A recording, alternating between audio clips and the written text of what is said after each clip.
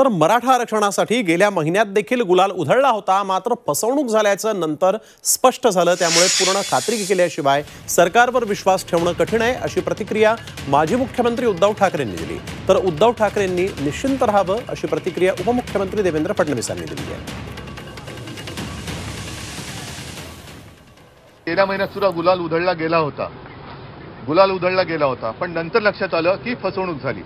त्याचप्रमाणे आता सुद्धा ज्या पद्धतीने सरकारने एक हमी घेतलेली आहे, ती हमी निवडणुकीच्या तोंडावर घेतलेली आहे। निवडणूक तर याच्यामध्ये काढून घेण्याचा काही त्यांच्यात डाव नसेल ना, असा प्रश्न मी आज तरी उपस्थित करू इच्छित नाही, कारण मला राजकारण आणायचं नाही। पण पूर्ण खात्री पटल्याशिवाय या सरकारवरती भरोसा ठेवणं जरा कठीण आहे।